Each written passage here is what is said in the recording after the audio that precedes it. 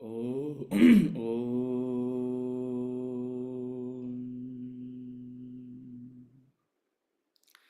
प्रातः स्मरामि हृदि संस्फुरदात्मतत्त्वं सच्चित्सुखं परमहं सगतिं तुरीयं यत्स्वप्नजागरसुषुप्तमवैति नित्यं तद्ब्रह्म निष्कलमहं न च भूतसङ्गः तपोभिक्षीणपापानां शान्तानां वीतरागिणां मुमुक्षूणामपेक्षोऽयम् आत्मबोधो विधीयते बोधोऽन्यसाधनेभ्यो हि साक्षान्मोक्षैकसाधनं पाकस्य वह्निवज्ञानं विना मोक्षो न सिद्ध्यति। ॐ सहना भवतु सहनौ भुनक्तु सह वीर्यं करवावहै तेजस्विनावधीतमस्तु मा विद्विषावहै। ॐ शान्ति शान्ति शान्ति।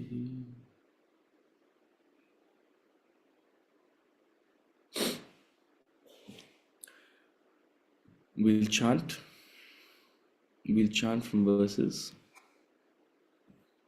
11, verse number 11 to 15 of chapter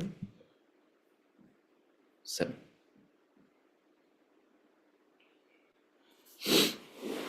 Okay. Balam balavatamasmi कामरागविवर्जितं धर्म्याविरुद्धो भूतेषु कामोऽस्मि भरतर्षभ। बलं बलवतामस्मि कामरागविवर्जितं धर्माविरुद्धो भूतेषु कामोऽस्मि भरतर्षभ। ये चैव सात्विका भावाः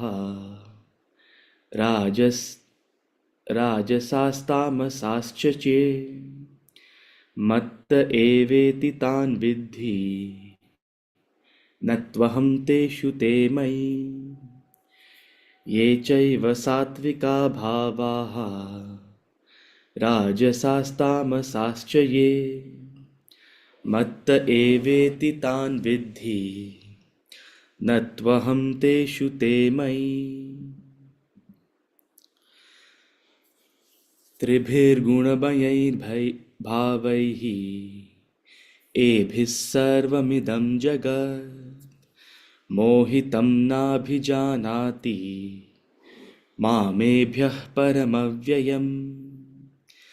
त्रिभिर्गुणमयैर्भावैः एभिः सर्वमिदं जगत् मोहितं नाभिजानाति मामेभ्यः परमव्ययम्। दैवी ह्येषा गुणमयी मम माया दुरत्यया मामेव ये प्रपद्यन्ते मायामेतां नरन्ति ते। दैवी ह्येषा गुणमयी मम माया दुरत्यया मामेव ये प्रपद्यन्ते मायामेतां नरन्त मायामेतां तरन्ति ते. Sorry. न मां दुष्कृतिनो मूढाः प्रपद्यन्ते नराधमाः माययापहृतज्ञानाः आसुरं भावमाश्रिताः. न मां दुष्कृतिनो मूढाः प्रपद्यन्ते नराधमाः माययापहृतज्ञानाः आसुरं भावमाश्रिताः.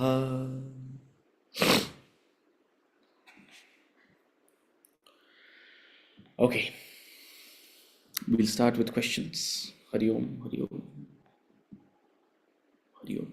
Hari Om, sir. Hari Hari Om. Om ji. Hari Om. Hari Om, sir. Hari ओम उत्सव। Hari Om, everybody. हरि ओम सर। हरि Hari ओम। Om. सर हम कलकत्ता आ गए। हरि ओम। हरि ओम। ठंड बहुत है। बहुत है ठंड कलकत्ते में। बहुत है इधर भी है।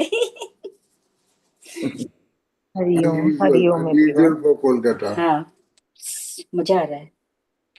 Okay, we start with questions. There's some questions on the group before we take up any other questions. Okay. Chapter 7, verse 8 to 10. How does the material examples given in the verse help in seeing divinity in everything in the world? Do we need to go beyond intellectual knowledge and develop bhakti to understand that Krishna or Brahman is the essential part of the universe?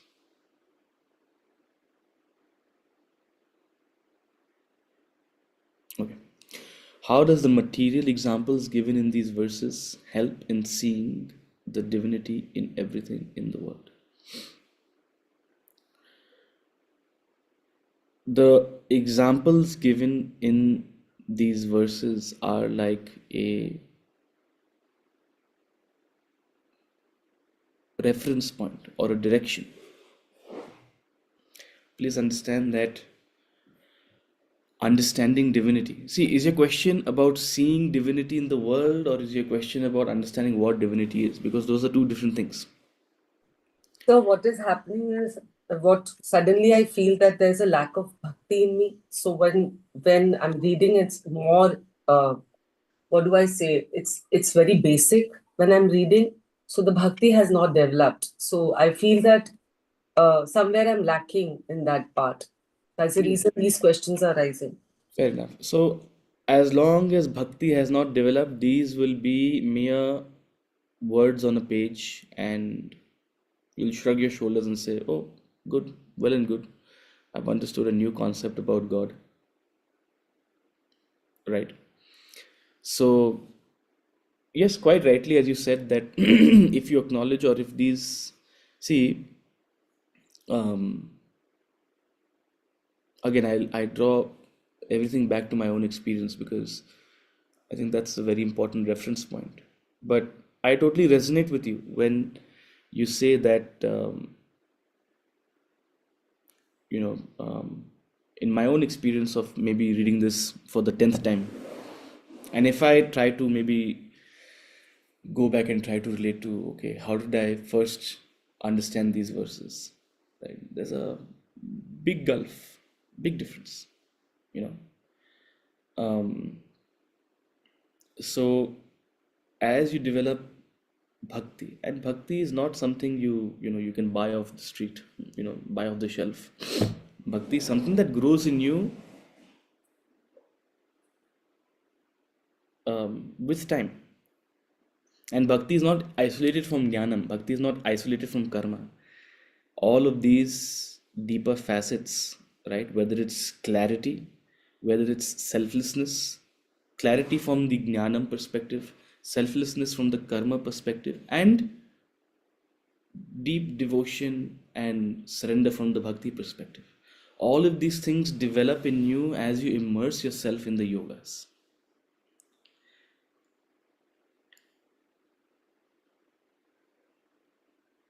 Gita Sugita Kartavyaha Kimanyai Shastra Vistaraihi.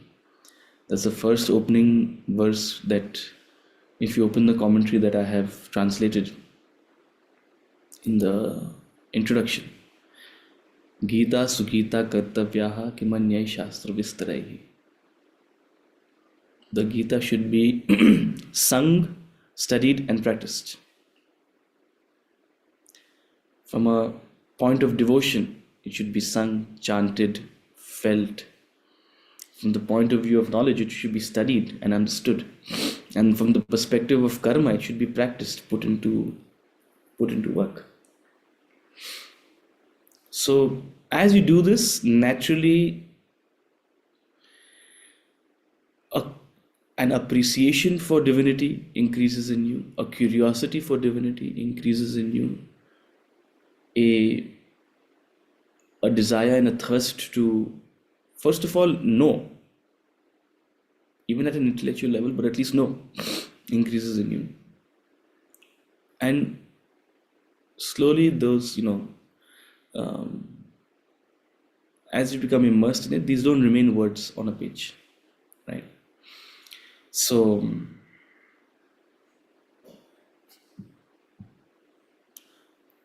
how do these material examples help in seeing divinity in everything in the world?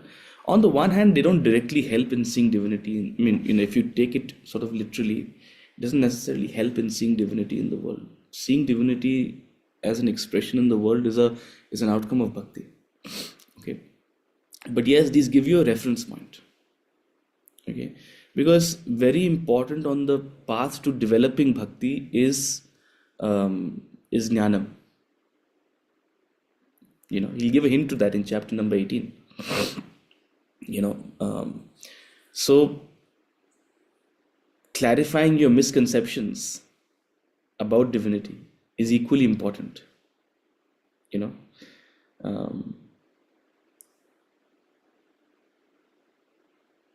Tadeva brahmatvam viddhinedam yadidam upasate. Tadeva brahmatvam viddhinedam yadidam upasate. Tadeva brahmatvam viddhinedam yadidam upasate.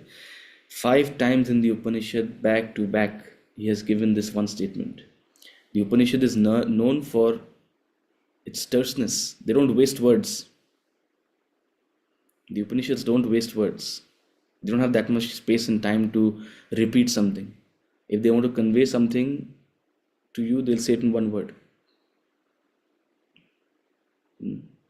It's like, imagine a superior doctor telling his attendant, they speak in doctor language, right?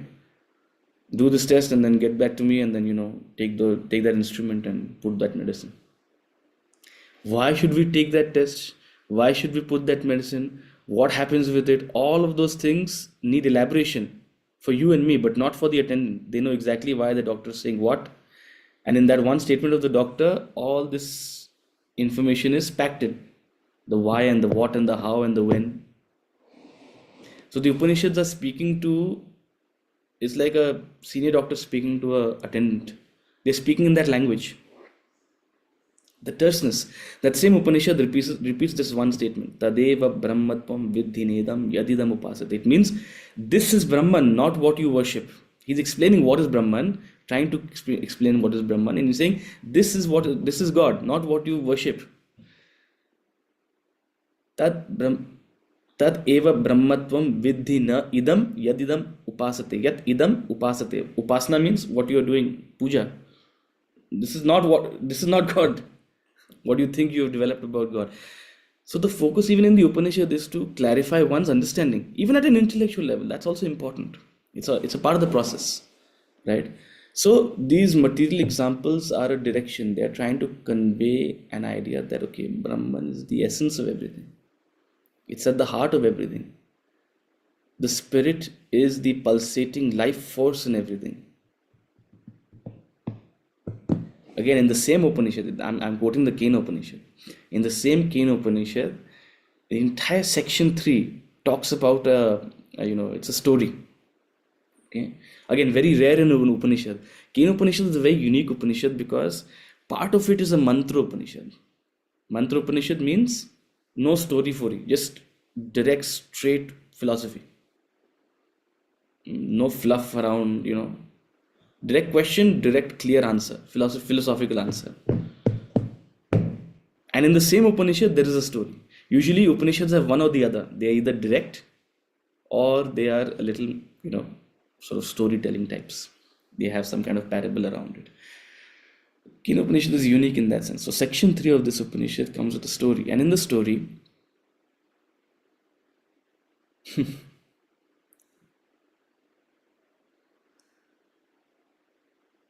the gods are celebrating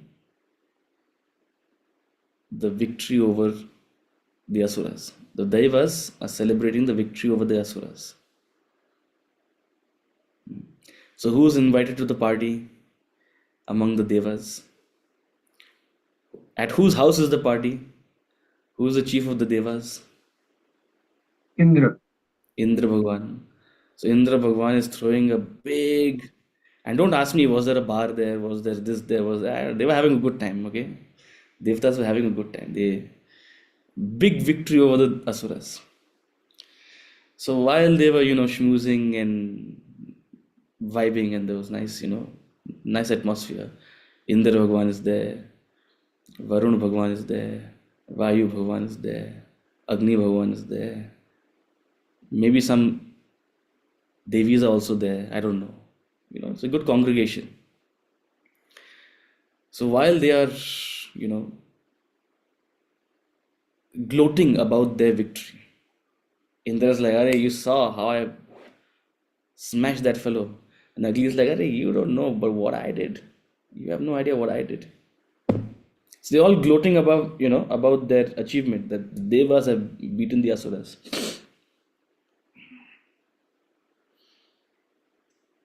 So suddenly, while they are, beating, like blowing their own trumpet, while they are blowing their own trumpet, an apparition appears in the sky.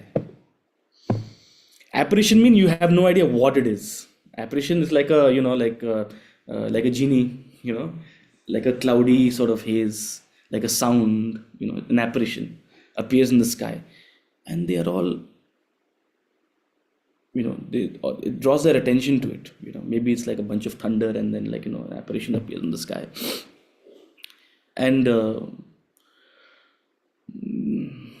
the apparition has such a gall. It comes right, to them, and sort of, disturbs the party. You imagine you're disturbing the party of Indra Bhagwan. Okay. Incidentally, that apparition is Brahman. Now, don't ask me what is it. What does it look like? It's an apparition. Means we can't understand what it is. Right? The apparition is Brahman. So Brahman comes, and first Agni goes. Hey, Indra Bhagwan is like, "Agni, just go check. Yeah, what is that? Why is he disturbing our party?" So Agni goes. Before Agni can ask, "Who are you?" imagine the apparition asks, "Who are you?" Imagine a top industrialist is coming up to you, or a top Bollywood actor is coming up to you, because you are disturbing their party, and they're about to ask, "Who are you?" Before they can ask, you say, "Who are you?" So the apparition asks Agni, "Who are you?" Agni is taken aback. "What do you mean, who am I?" But there's a little bit of ego. So even if you ask a rich and famous person to talk about themselves, maybe they'll try to, they'll find it hard to not, maybe speak about themselves. So he says, "Don't you know who I am? I'm Agni. I'm Jata Veda." That's the actual word used in the Upanishad. I'm Jata Veda. I can burn anything that comes in my way. My strength is to burn. My great capacity is to burn. I am the Lord of fire, as such. So I can burn anything. He's like, "Oh, you're Agni. You can burn anything. Okay. Take this blade of grass." The apparition takes a blade of grass and gives it to Agni. He's like, "Burn this." A blade of grass. Imagine he's telling Agni Bhagwan, who if Agni Bhagavan has to just sort of, flick his fingers, and an entire forest fire will consume the earth. This is at the flick of his fingers. To him, the apparition is saying, burn this blade of grass. Agni is like, is this a joke? Are you joking with me? He's like, burn it. Agni Bhagavan tries a little bit. He's like, okay, what is in a blade of grass? He tries, nothing happens. He tries a little harder, nothing happens. He tries a little harder even, and he's getting worried now.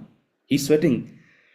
He tries the hardest and nothing happens to the blade of grass. The same Agni who can burn down the entire cosmos cannot burn a blade of grass.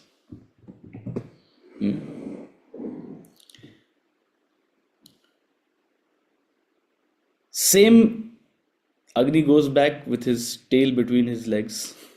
Sheepishly, he goes back to the congregation. I cannot understand what this thing is. Please, someone else go. So same incident happens with Vayu. Agni goes, Vayu comes. I am Vayu. I can blow anything. I can cause a whirlwind.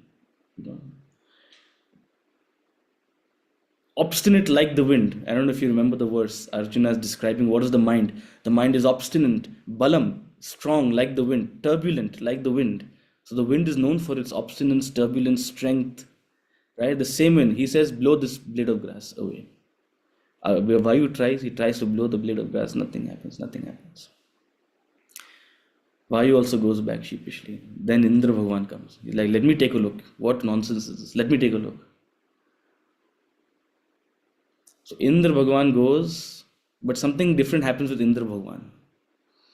Indra Bhagavan goes and then suddenly realizes, oh my God, this is not who we think it is. So unlike Agni and Vayu, he doesn't gloat about himself. I am Indra. He bows in surrender. He bows in surrender. And then, there's some other details, and then, the apparition reveals itself, what is Brahman. But the reason I'm telling you this story is because an Upanishad has dedicated an entire parable to just conveying this one example. What is Brahman?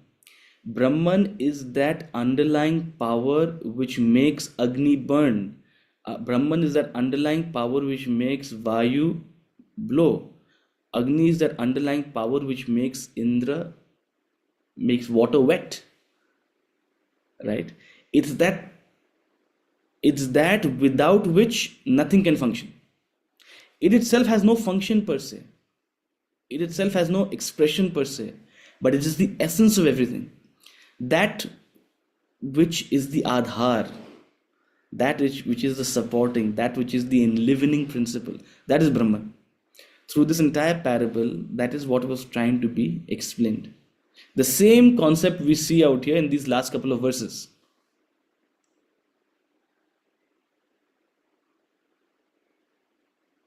The same concept. I am the essence of everything.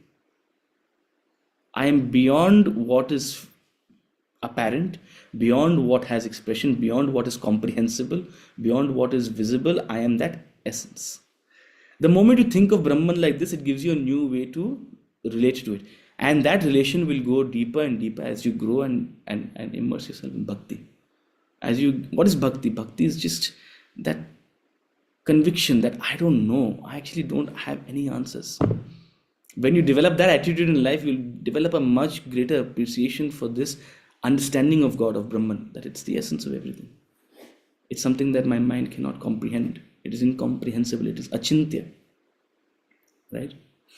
So long story to explain this one thing. How do these examples help? These examples open up a new avenue, a way in which you even conceive God. Otherwise, we think of God as this strong, powerful entity that is punishing all of us for the bad we do and appreciating all of us for the good we do. And if we pray to it and we chirhaw enough to it, it will give us some blessings and something funny will happen. I don't know. I don't know what people think about God. I really don't know. Because I have still till today, I don't know what to go in front of God and ask for in a temple. I have a very different relationship in why I go to temples, but I don't understand. I don't know what people think.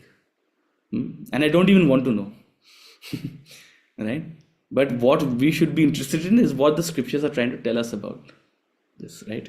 because what misconceptions are there out there, it's not important. What is the direction the scriptures are giving us? That is important. And here's a clear direction that the scriptures are giving us. Brahman is that essence of everything, right? Okay.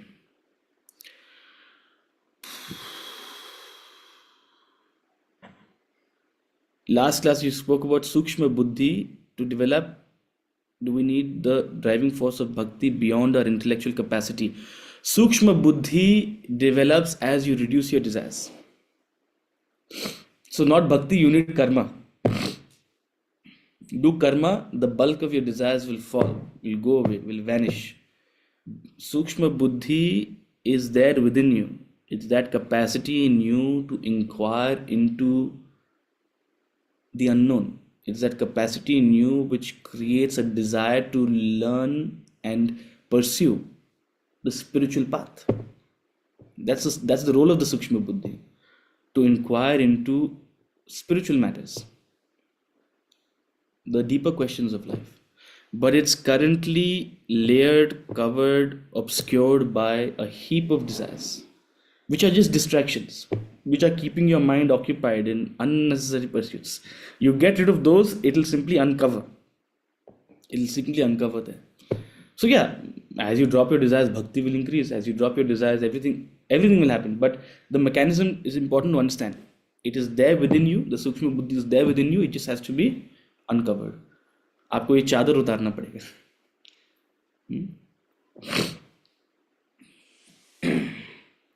सूक्ष्म बुद्धि भी एक चादर है, but वो अंदर वाली चादर है. बाहर की मैली चादर हटाओ, अंदर वाली चादर सूक्ष्म बुद्धि है. उस सूक्ष्म बुद्धि के साथ अब उस वाली चादर को भी हटा सकते हो. Okay, any other questions? Yes, Ankit. Prachi, Ankit, anyone?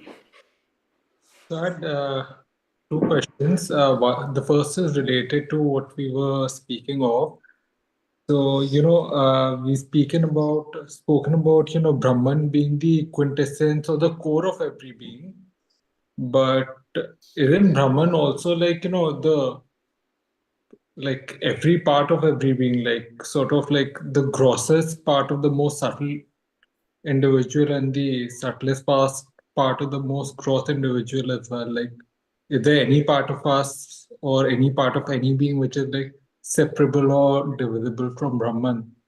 And then, when you think of it like that, like ultimately, like along with bhakti, doesn't it just call on to us to like sort of think that there's nothing else out there and like it's on us only to sort of take accountability for ourselves? The second one is little, I mean, it's an absolutely correct statement, but I don't see how you're connecting the two. But yeah, the second one is very true independently. But to your first statement that, okay, isn't it the grossest part of everything, or doesn't it lead to the question that it is essentially everything and nothing else exists? That's precisely the insinuation as well. That's precisely the see, when we try to give a concept, we think there is some. First of all, appreciate that we're trying to express the inexpressible. We're trying to explain what is inconceivable through concept. But then we try to, it's like saying, okay, how did Brahman come about then? If it is the subtlest of subtlest, that means there was some Mahabhuta, then there was Panchikarna, then Panchikarna, there was separation of elements and fusing of other elements. We think there is actually some, sort of substantial process, a substantial process. I don't know how you'll go, but I mean, if you're looking for a substantial process, science is a much better avenue to understand how at a molecular level and a submolecular level things are happening. We are talking about metaphysical, right? So at the heart of everything, we are not talking empirically about a substantial process. That said, look, I don't want to go into, because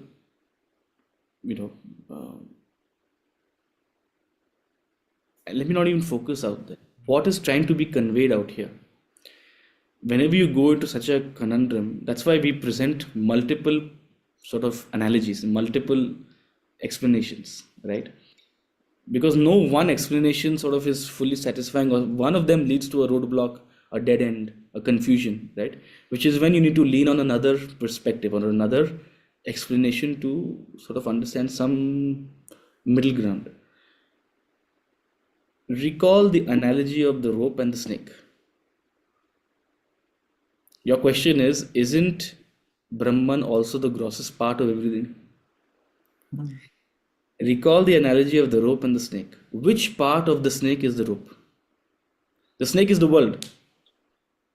The snake is the world. Which part of the snake is the rope? Is it the subtlest part? Is it the grossest part? Is the middle body of the snake the rope?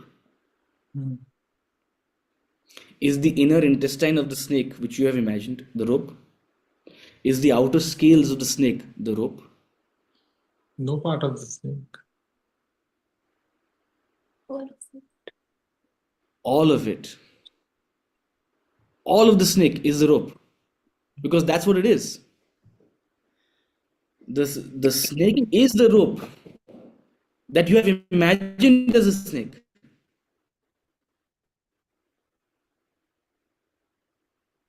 So there is no part of the snake that is not rope, or the snake doesn't have any separate existence apart from the rope. Similarly, no object in the world, no matter how gross, how subtle, has any existence apart from Brahman. It's not that, oh, it is something layered upon Brahman. Brahman is the cone and matter is the ice cream on top of the cone.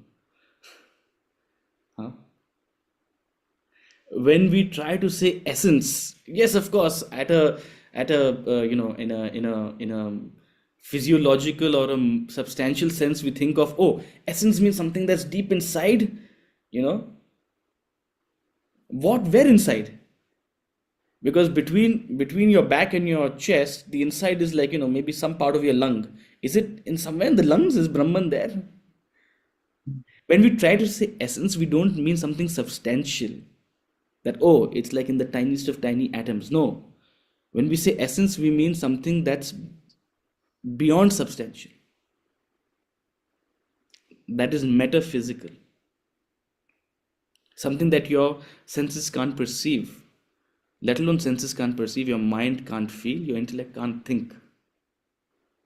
Right? That's what we mean by essence, at the core, at the heart. This physical has come out of that essence, just as the snake has come out of that rope. Right? So,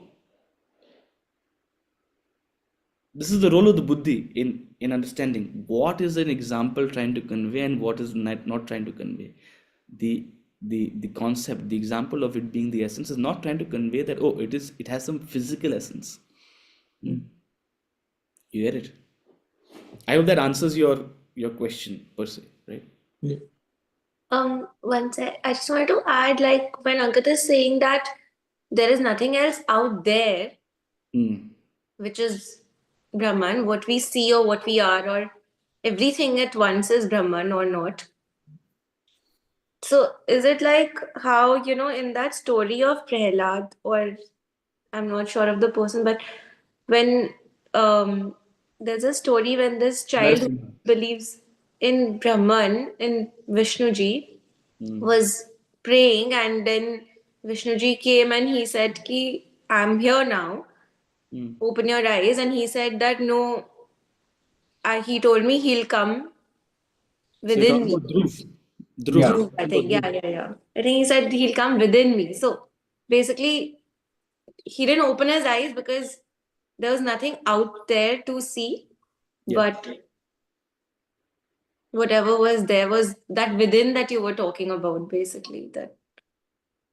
Yeah. There So is no, basically beyond our conception, but then still within us indeed. in some way. Or is it within us? Like when I close my eyes, where am I? Am I within me or am I everywhere? Because see, we think we Yeah, limit We limit our being to this physical. Where is your mind? Hmm. Where is your mind? Everywhere and nowhere.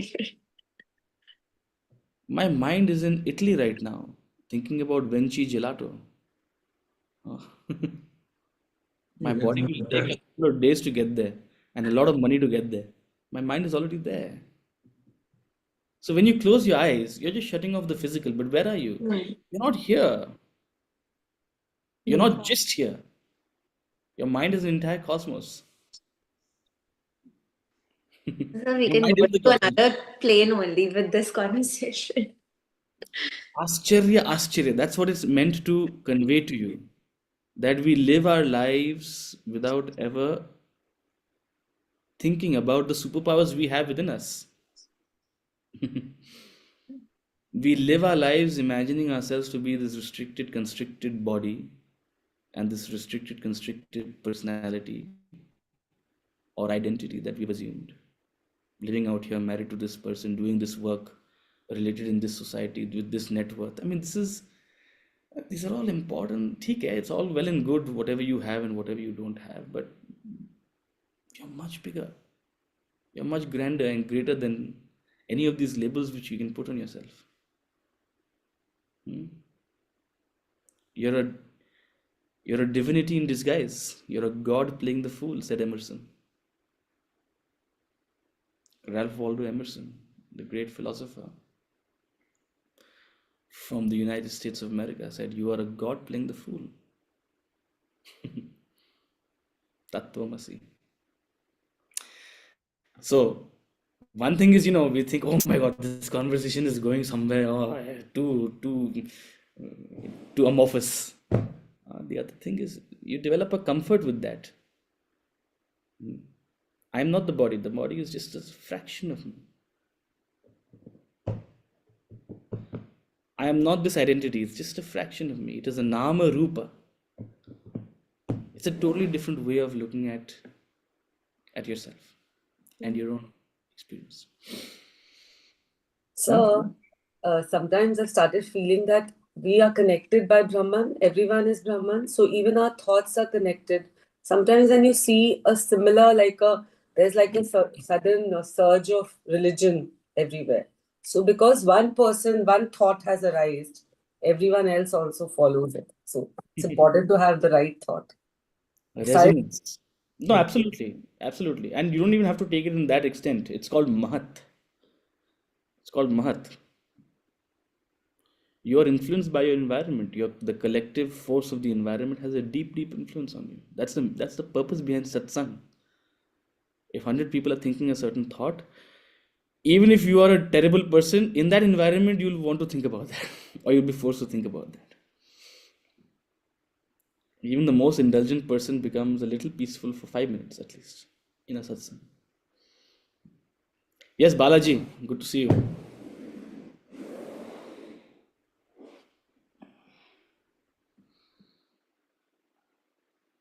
Okay, Balaji has put down his hand.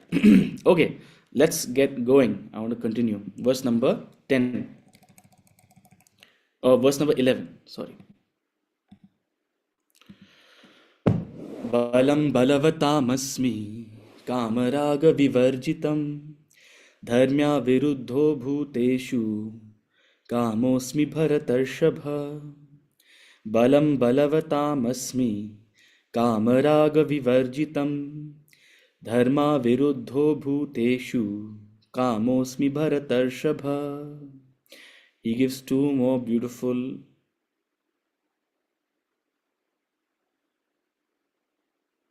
similes, analogies, explanations, endorsements in trying to convey the essence, right? I am the strength of the strong. I am the strength of the strong. Who are the strong? So, I am the strength of the strong. We have understood that, okay, that means I'm the essence. But beyond just saying that, he says, I am the strength of the strong. Who's actually strong? Those devoid of desire and attachment. I am the strength of the strong, devoid of desire and attachment. Your desires, your attachment, they're not your strength. On the contrary, when you are devoid of desire and attachment, you are strong.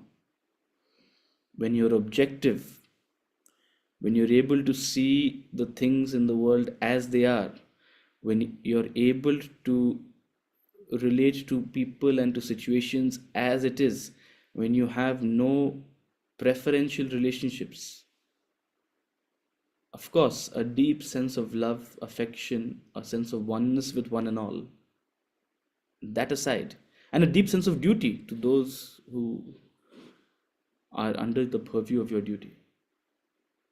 All of that aside, when you have that spirit of detachment with which you live in the world, that's strength. A person who is attached is weak. And I'm not saying because, oh, I like detachment and I don't like attachment, that's why I'm calling them weak. No, it's a factual statement. Attachment causes weakness. Desire-riddenness, when you are at the mercy of your desires, it's weakness.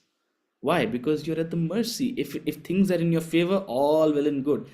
And the moment you're so fragile, the moment a little thing goes out of place, it's like, you're living in your stack of cards just comes crumbling down.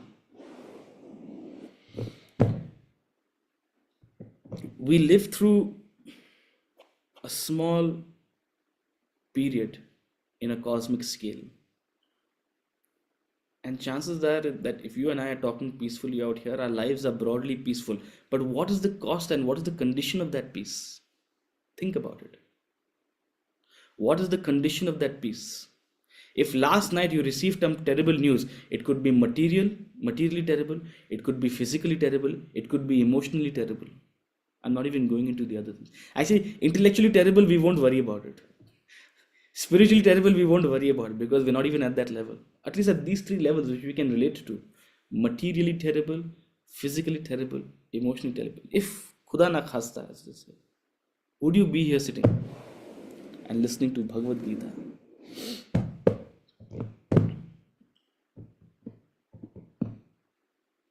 Whatever you are attached to, you live at the mercy of that thing. If it's an object or a being. Yesterday there was a crash in silver prices for those of you who trade in the markets. God knows, I don't know what other news items will come from there.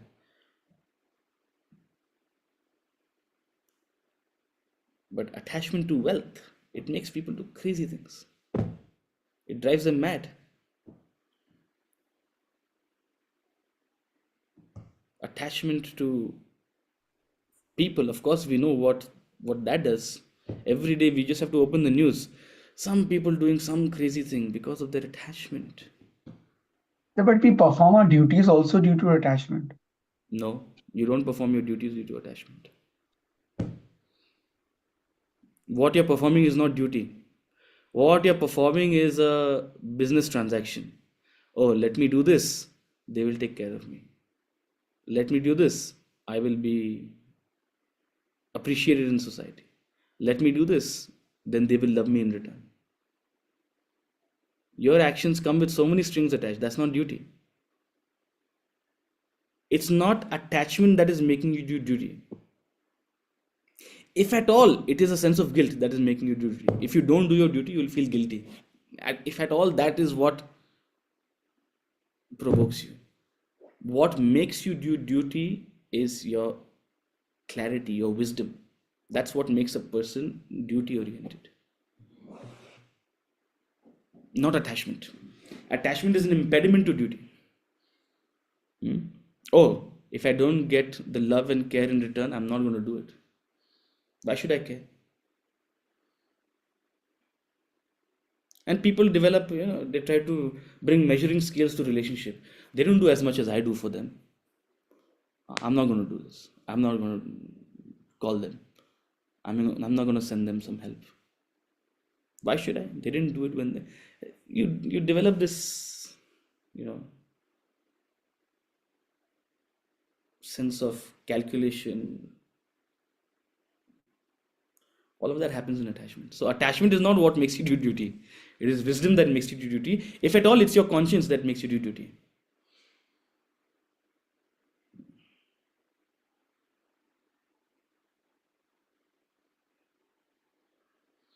So then if I'm doing something because of attachment, that is not duty. I'm just camouflaging it as a duty. I'm doing it for my personal interest. No, your duty is being polluted by your personal interest. So on top of duty, you're putting layers of personal interest, and that's polluting it. You're polluting duty with self-interest. How do we come out of that? And that's attachment. And that's what causes weakness, creates weakness. How do you come out of that? Vidya.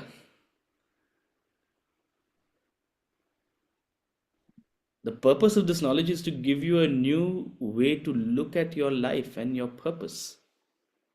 A new way to relate to things, a new way to give a meaning to why you are here and what you should be doing, and should not be doing while you're here. When an understanding seeps into you, you develop that perspective, that proportion, that objectivity.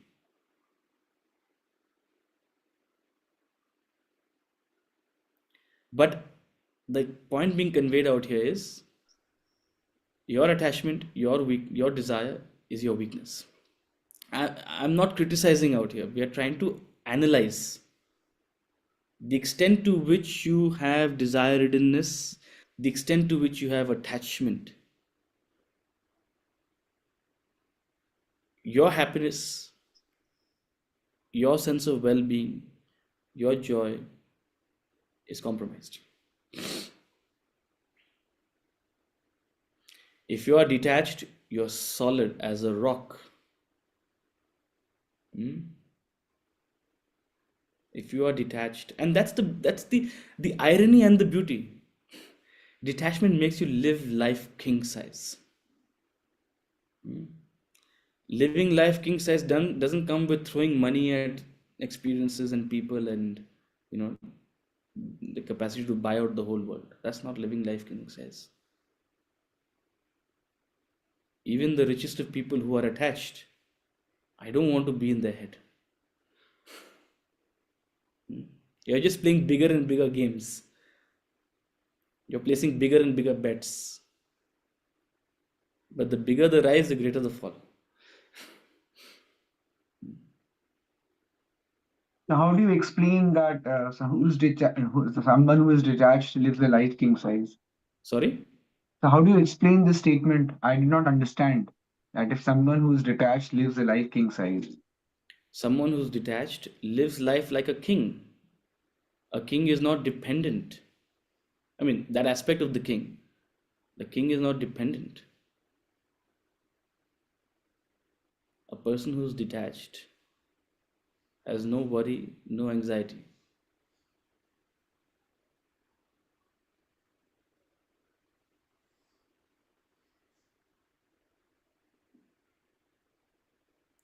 Their desires are well within their means.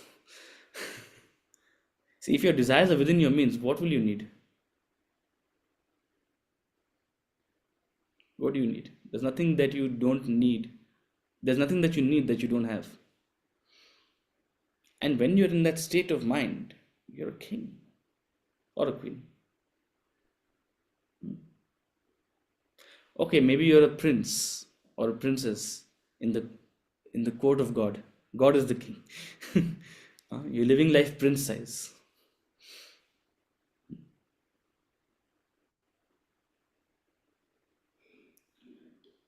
But forget detachment. It's very hard to convince the world about detachment. Yah pashyati saha pashyati. At least appreciate one thing. The moment you have desire and attachment,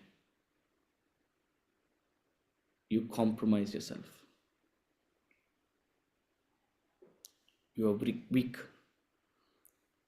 Strength, therefore, lies in detachment.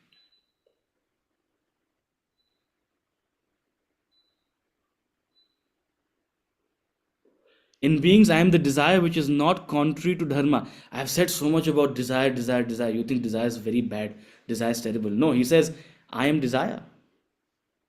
What kind of desire am I? I am desire which is not contrary to dharma. In beings, I am desire. Beings are nothing but a bundle of desire. You are nothing but a bundle of desires. With X-ray glasses, I can see through your flesh and bones. With spiritual X-rays, I can see through your vasanas. Any spiritual master, the moment you walk into the room, they can scan you and they can fairly place where you are. You speak a couple of words to them, you tell them a little bit about your life, where it is. They'll have a clear idea of what your vasanas are, to some extent, what your desires are. So a person, a human being, is nothing but a bundle of desires. So he says, in beings, I am desire. What kind of desire? Which is not contrary to dharma.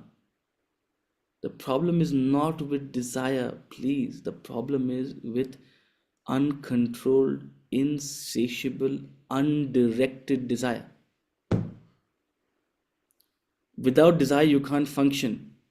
Without desire, you cannot build anything. You cannot create anything. You need desire. But what makes the outcome of a desire positive? What makes the outcome of a desire productive? What makes the outcome of a desire longer lasting? What makes the outcome of a desire a legacy worth remembering is its alignment with dharma.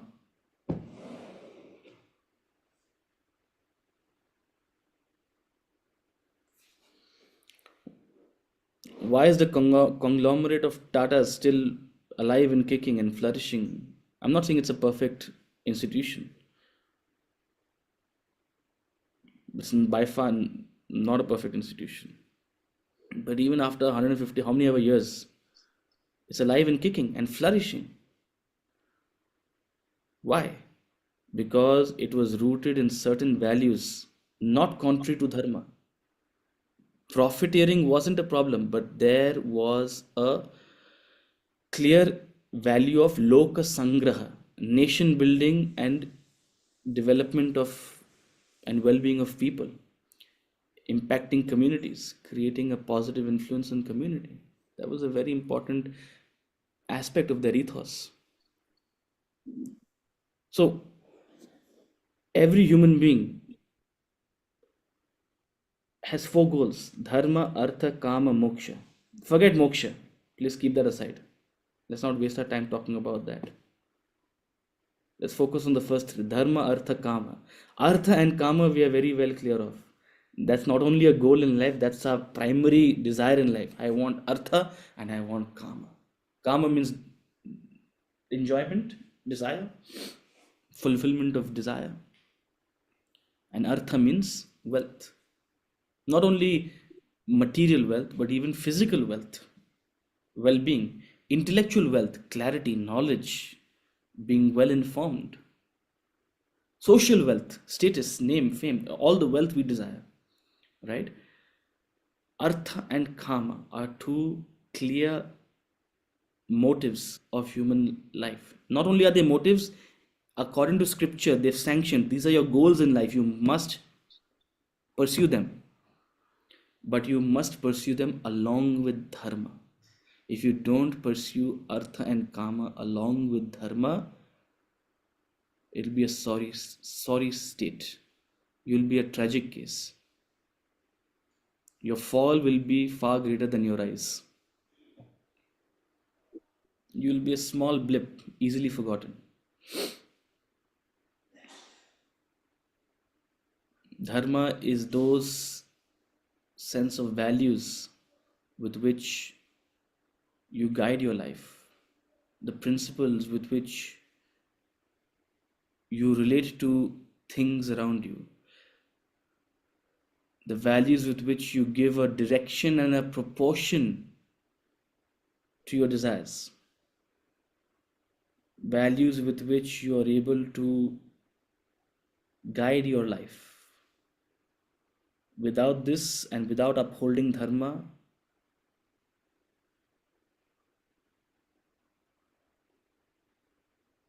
all your effort for Artha and Kama will go to waste. You will not achieve the outcome of Artha and Kama. You will not achieve the satisfaction you seek through Artha and Kama. So you said, in desires, in beings, I am desire which is not contrary to dharma. Where there is dharma, there's a lot of artha, there's a lot of kama. Look at our gods. They live in palaces. They wear so much gold, you will be bending under the weight of that gold. There's opulence. There's a celebration. There's enjoyment. There's beauty. There's art, music. There's an appreciation for nature. Artha and Kama are not bad. Our gods are also enjoying it. But dharma is what is the bedrock of that Artha and Kama. So I am that desire which is not contrary to dharma. All other desires contrary to dharma, which go against dharma, alas, alas, they cause your downfall. So, O Arjuna, I am the essence of all beings. And through these examples, he's given us something to talk about. We'll take one more verse before we come to questions. Ye chaiva satvika bhavaha rajasastamasascha ye matta eveti tan vidhi natvaham teshu te mahi. Ye chaiva satvika bhavaha rajasastamasascha ye matta eveti tan vidhi natvaham teshu te mahi. He says, and whatever natures there are, sattvic, rajasic and tamasic, these know as from me alone. I am not in them, but they are in me. Again, please recall, he's trying to convey what is Brahman. Who am I? And when Krishna uses the word I, when he uses me, he's indicating the self, Brahman. That's what he's talking about, not the person Krishna. So whatever natures that are sattvic, rajasic and tamasic, these know as from me alone, from Brahman alone. From Brahman have arisen sattvic, rajas, sattva, rajas, tamas, have arisen the gunas. All things are composed, are an admixture, are a consequence of the combination of gunas. Your body, your mind, your intellect, your personality is nothing but an expression of sattva, rajas, tamas. And in the Bhagavad Gita, there has been so much of discussion about sattva, rajas, tamas, especially later in the Bhagavad Gita, where he spells it out. It gives you a clear idea of what is sattvic, what is rajasic, what is tamasic. So whatever natures there are, the nature of your physical, the nature of your emotional, the nature of your intellectual, your thoughts, your feelings, all of these can be classified as sattvic, rajasic and tamasic. All matter is a composition of gunas, and these gunas know as from me. I am not in them, but they are in me. Means I don't have gunas. I am not subject to gunas. I am gunatita, beyond the gunas. When you transcend the gunas, I am not in them. When you go beyond them, then you reach me. So I am not in them, but they are in me. They have come from me. They are a result of me. They are an expression of my infinite potential.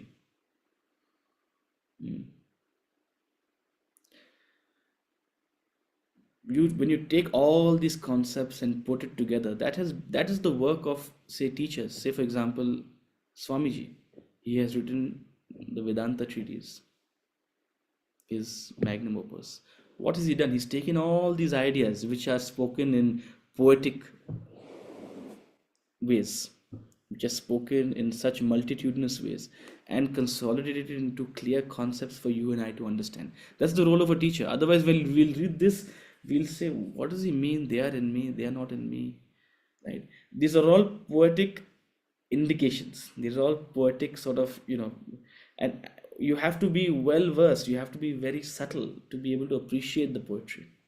But for those of us who are not that subtle yet, these kind of verses may mislead us or confuse us what exactly is trying to be conveyed. And that's the role of teachers, to clarify, to simplify. What is the purpose of saying something like this? The gunas have come out of Brahman, as it were, just as the snake has come out of the rope.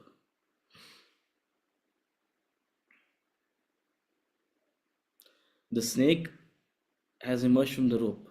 The snake is from the rope. The rope is not in the snake, in that sense. I am not in them, but they are in me. The snake is in me. When you go beyond the snake, you reach the rope. When you go beyond the gunas, when you become gunatita, when you rise above all tamas, rajas and sattva, that's when you reach me. We'll take this one more verse, sorry. Tribhir gunamayair bhavaihi ebhis sarvamidam jagat mohitam nabhijanati mamebhyah paramavyayam. Tribhir gunamayair bhavaihi ebhis sarvamidam jagat mohitam nabhijanati mamebhyah paramavyayam. Deluded by these natures composed of the three gunas, all this world does not know me well, as above them and immutable. So these gunas, which are the very ingredients which create you, your personality, which create any object, any being, these natures composed of the gunas, everyone's nature is a composition of all three gunas. Because of this, it creates a delusion. What is the object? Is it the gunas, or is it that underlying reality beyond the gunas? We don't see the underlying reality, which is avyakt, which is unmanifest. We are only completely deluded by what is apparent in front of us. We take what is apparent to be the whole. So that's the delusion. You think of yourself as this physical body. You think of yourself as this personality. You think of yourself as this identity which society has labeled upon you. You've become deluded by this. You imagine this is all there is. But there is an ocean of you beyond this. But because we are deluded, we do not know ourselves well. All this world does not know me well. Deluded and confused and distracted by the gunas and their expressions, we have lost sight of the underlying substratum, the reality. Just as deluded by the snake, we have lost sight of the rope. I am above them. I am beyond them. I am gunatita. You have to transcend them to reach me. I am immutable. Everything is changing. All gunas and all the consequences of gunas are changing, constantly transforming, either for the better or for the worse. But it's in a constant flux of change.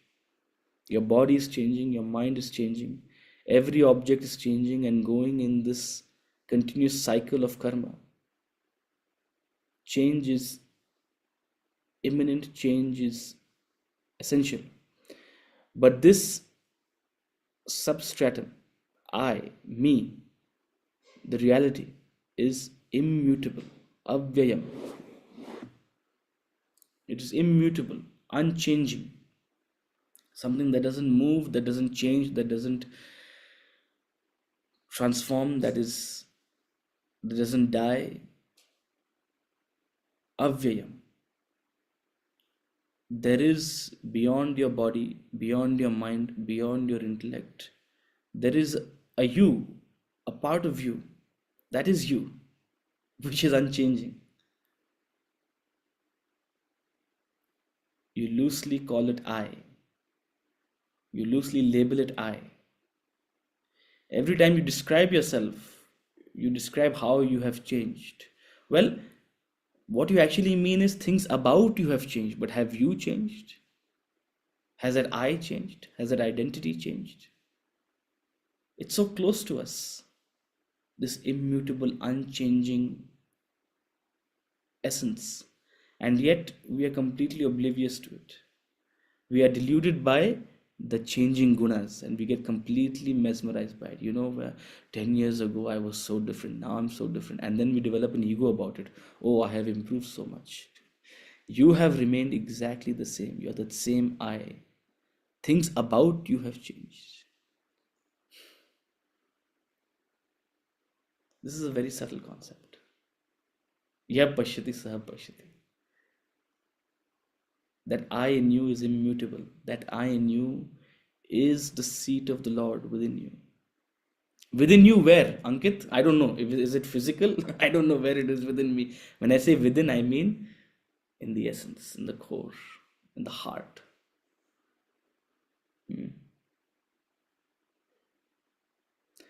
But we are all deluded by the gunas. We are all lost and confounded. When we look at another person, we're not seeing them. We're looking at their gunas. And either we like the gunas and we appreciate them, or we dislike the gunas and we criticize them. Utsavji, I really like you. You're so wise. At such a young age, you've studied all this knowledge and you're giving it to us. I'm so happy. What are you doing? You're seeing whatever is sattvic in me and appreciating it. That's all. Utsavji, I didn't know you do all of this also. There's so much of you beyond your classes. Oh my God, is this right for you to do? 10 days you spend with me, you'll start criticizing me only. I guarantee you. Or 10 days. You spend 5 days with me, you'll criticize me. What are you doing? You're seeing gunas in me, which you don't like, and you're criticizing it. You're deluded by the gunas.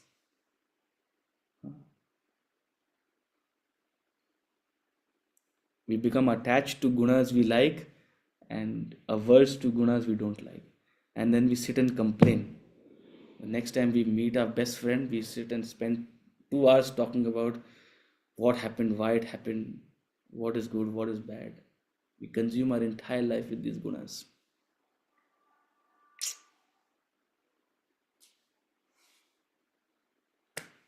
But beyond the gunas, there is the immutable, which nobody sees.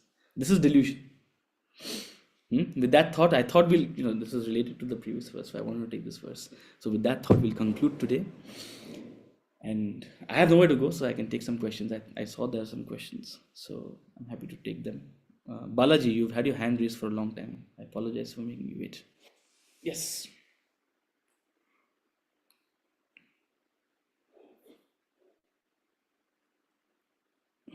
Balaji, you're going to say something? You're on mute if you're saying something. You can unmute. Everybody can unmute.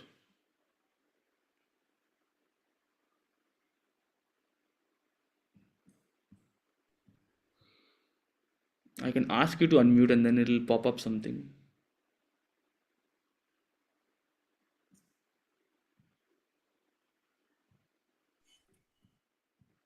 He can unmute.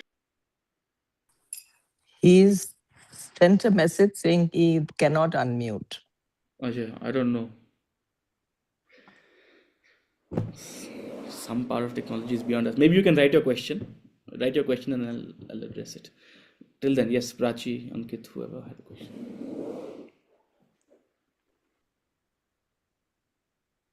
So you were speaking of detachment and attachment. So how does one really ascertain whether they are detached? Is it just a case of, just you knowing it, because you can very easily be lulled into thinking you're detached while you may actually be very deeply attached? The beauty is that a detached person doesn't think that they are detached. Because it's not a badge of honor that they have to wear. So your detachment is tested through circumstances. How you react and respond and how you relate.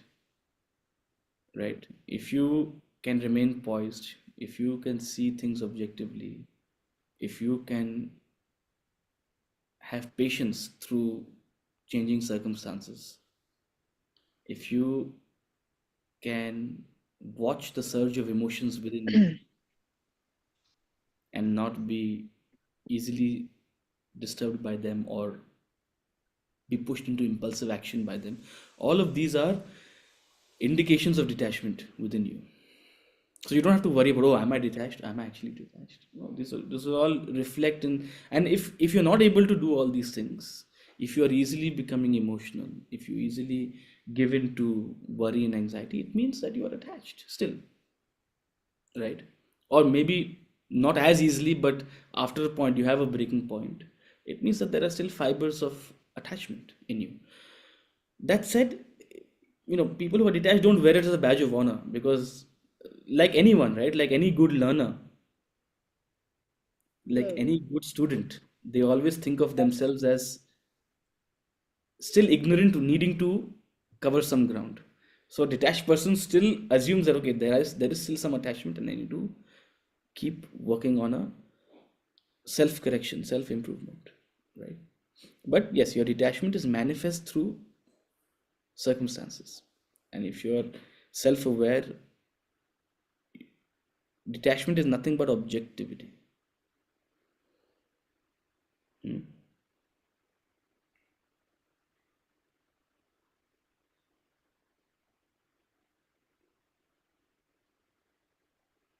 If you can keep your head when all about you are losing theirs, if you're going through a crisis in life, I'm dealing with some people who are facing some marital issues. But it's beautiful how objective they are in the situation. Otherwise, people drag their issues. They don't identify what is the actual problem. They get emotional. They bring about other instances, and they whine about, what has happened, what has not happened. They're not able to articulate properly what is the actual core problem, right? These are all signs of a lack of objectivity. When there is detachment, when there is objectivity, you are able to pin it. So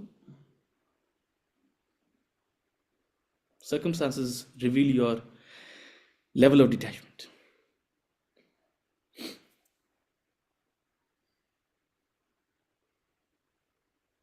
Any other questions?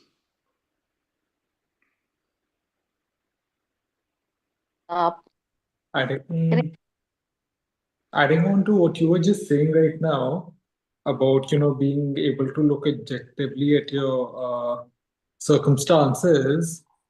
Today, I see, with more and more people being educated, people are sort of still pretty clear in terms of objectively communicating, like, or rationalizing their likes and dislikes, rather than those seeming like sort of desire ridden, they seem more like, sort of more conscious decisions on their part.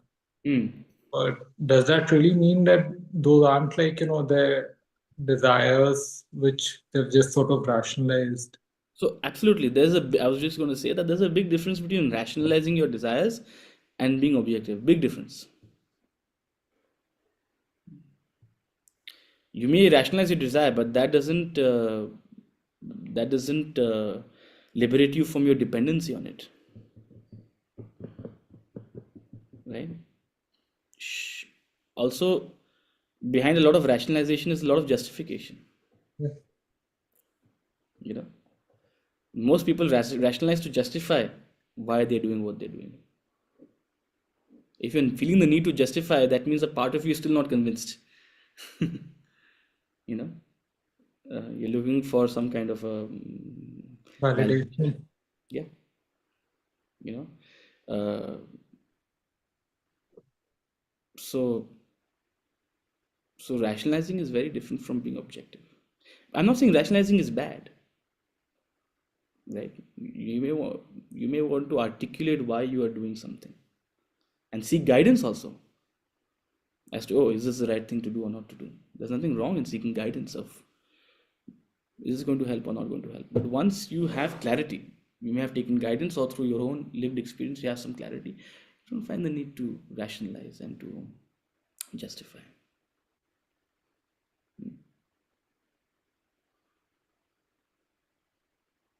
Okay.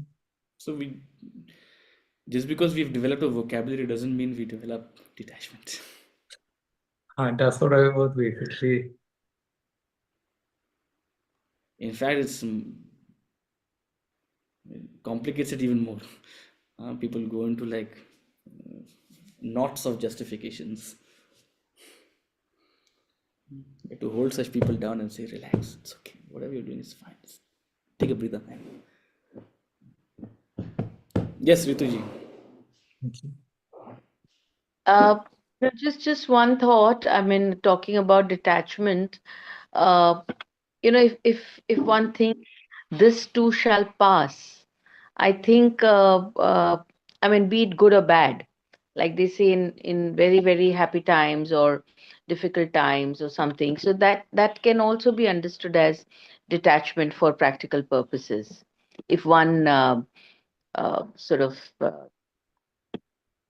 just sits with that thought also, just for practical purposes, like I said. So, what would your take be on that? Yeah, detachment is two things. Everything is impermanent and nothing is mine. No mineness and no permanence.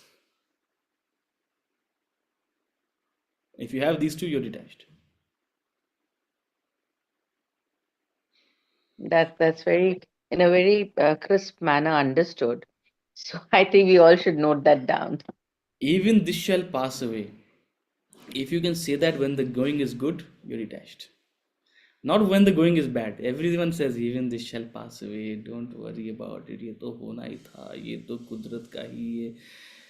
This is how Prakriti works. दुनिया तो बदलती रहती है. Everyone gives all these statements when the thing is bad, when the going is bad. And ठीक है, it may work as a balm to soothe your wounds. When the going is good, if you can sit with that clarity. सुख में सुमिरन जो करे दुख काहे को होए. जो सुख में सुमिरन करे दुख काहे को होए. सुमिरन मतलब भगवान को याद करना. भगवान का याद करना ये मतलब नहीं है कि सिर्फ ग्रेटिट्यूड रखना. भगवान को याद करना मतलब उस अचिंत्य के बारे में चिंतन करना.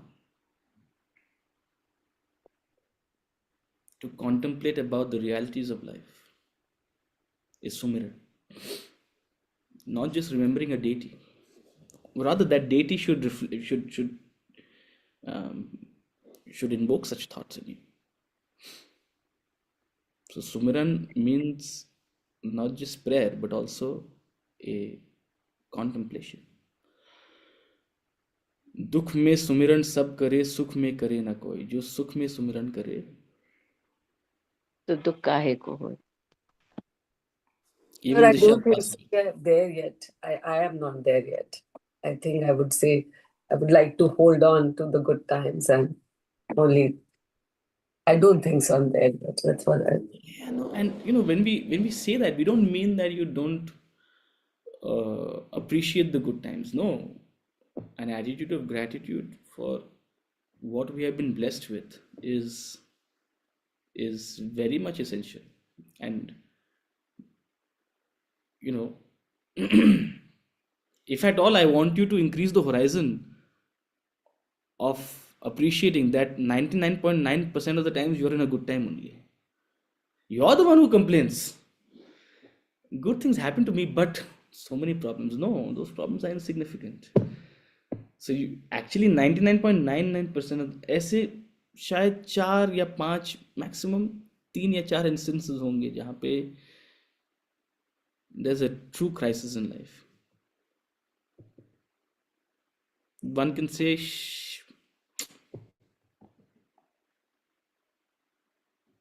otherwise, life is blissful for the majority of us.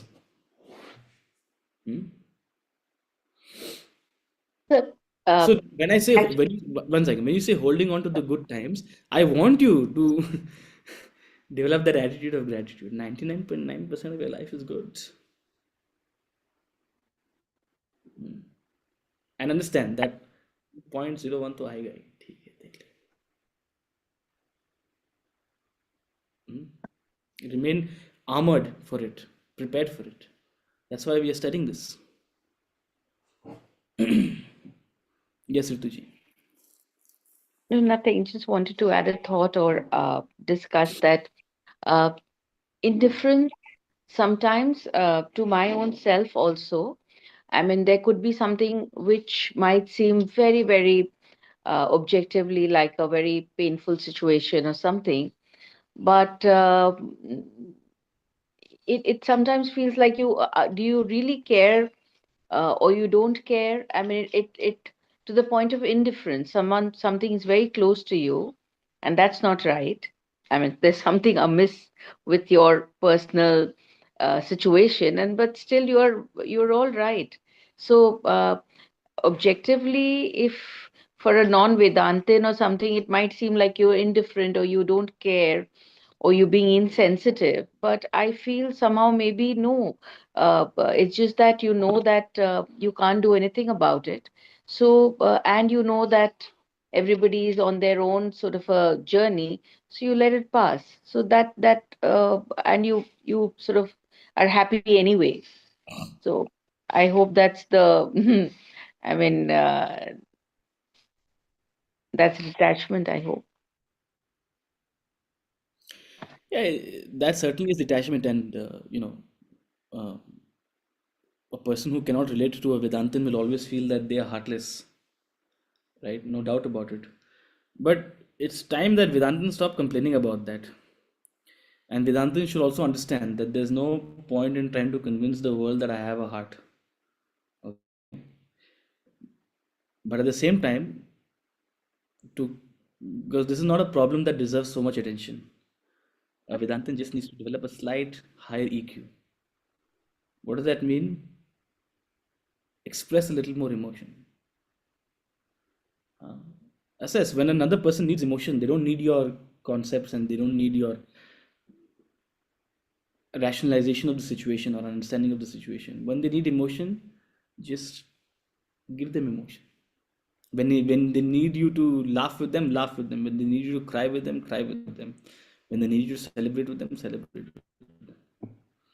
So that you anyway do. I mean, to get there where you're not doing all of that is, of course, is a very tall asking. But just like, yeah, but I do get what you're saying. And Yeah, and not with everyone. I'm not saying you have to, create that emotional bandwidth with everyone. But for those to whom you owe your time and effort, you must learn to speak with them in their language. Some yeah, and language must be. talking about it, I mean, there is all the inclination, there's all the drive, there's all the wish and the need to do that. So it's not like you're right there. I mean, it's no one's, I mean, to get there is a very long way. But I'm just asking that, about feeling all right with things not being all right. Otherwise, is it okay, that way? Yeah. Or is that Uh, detachment? yeah, no, being all right with things not being all right is detachment, but there's a fine line between that and pessimism or nihilism, And that I get. right? Yeah, Oh, yeah, thing can never be okay. yeah. Things will always be. Detachment means nothing is permanent. Neither is joy permanent, neither is sorrow permanent.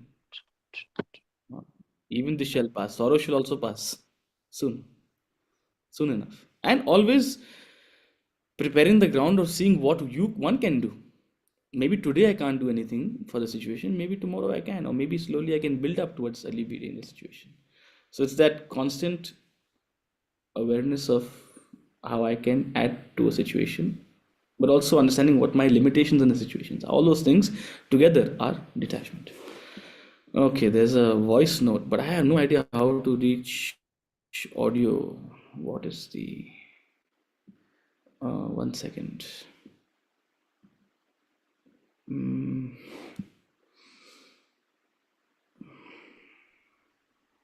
I think sent on your WhatsApp. Oh, on my WhatsApp. Okay, let's hear Balaji. Everyone just mute yourself, then I can put on this thing. Usaji, this is a reference to the 2 points. One is about the all-pervading self, along with they are in me and I am not in them. This is clarity I just want to reconfirm. When I am in a dream, maybe a Joseph living in US as a businessman, the dream is created by a ray of my mind, which creates a dream world in which I am there. So similarly, in the waking world, a ray of consciousness is creating the waking world. So can I say that I am like a fish in the water, where I refer the whole world is nothing but a fish and the whole sea is the consciousness? Thank you.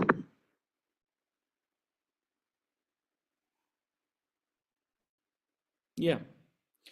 So the whole world is a fish, and the whole consciousness is the ocean. See, people develop then a confusion. Oh, is there water inside the fish as well? And the problem arises because you're constantly thinking of the fish and the water as two separate things.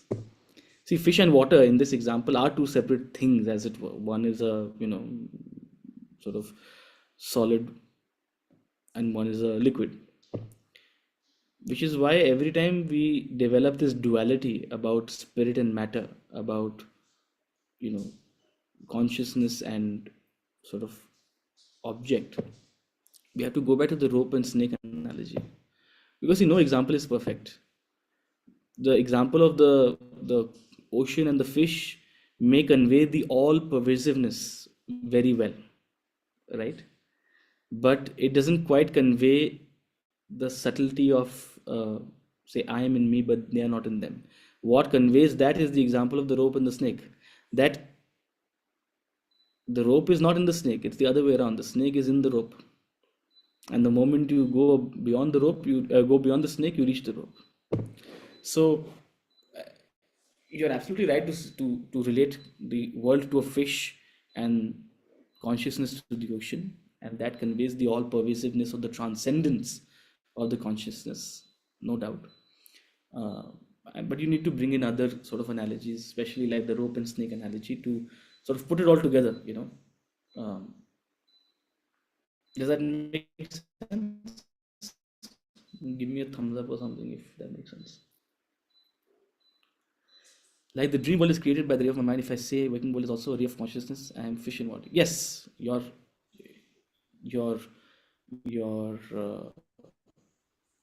the ray of the mind creates the dream. Similarly, the ray of consciousness creates this waking world. And in fact, I'll urge you to go further. The ray of consciousness creates the dream. The ray of consciousness creates the world, this waking world. The consciousness is the Aadhar of the dream. The consciousness is the Aadhar of the waking world as well. It becomes a little hard to think of it that way, especially since we are used to thinking of it as first state, second state, third state, fourth state. Deep sleep, dream, waking, enlightenment. We think of it as, in this chronology, so it becomes difficult to appreciate that. But you're absolutely right. You can think of it in this way. So in this context, the ocean and the wave analogy can be, it's You can different bring anything anywhere. You can No, I'm bring just anything asking. anywhere. Yeah, the ocean and the wave is again a beautiful analogy which talks about how a wave is just a minuscule and a temporary manifestation on the ocean. And that's conveying a different thing about, when trying to convey the distinction between Prakriti and Purusha. That's a different way of, it's a beautiful sort of analogy, because it says that, the wave is first of all a very small expression, means it's a minuscule expression in terms of the entire ocean, and it's a very temporary expression. And the wave comes from the ocean, it is supported by the ocean, and then dissolves back into the ocean. Just like Prakriti comes from Purusha, it is supported by Purusha while it has a manifestation, and then becomes avyakt, unmanifest, back into Purusha. So that's the purpose of that, the wave analogy. Eventually, I need you all to bring all these analogies and concepts together, And here we are talking about 4 or 5 analogies. When you read the Atma Bodha, there are 60 analogies. And of course, some of them are related, some of them are, maybe you can say there are 25 different analogies. Because all of them convey a facet of what we're trying to say. Because what we're trying to convey is achintya, inconceivable. But all of these play, sort of add to it. So the capacity to hold all of it together, then it becomes very nice. It gives you sort of a direction of how to relate to Brahman. Right? Okay, Thank thank you so much. We've taken up a lot of time. We'll see you again in the new year. We'll see you on the 1st. Hari Om. Yom, sir, thank you, sir.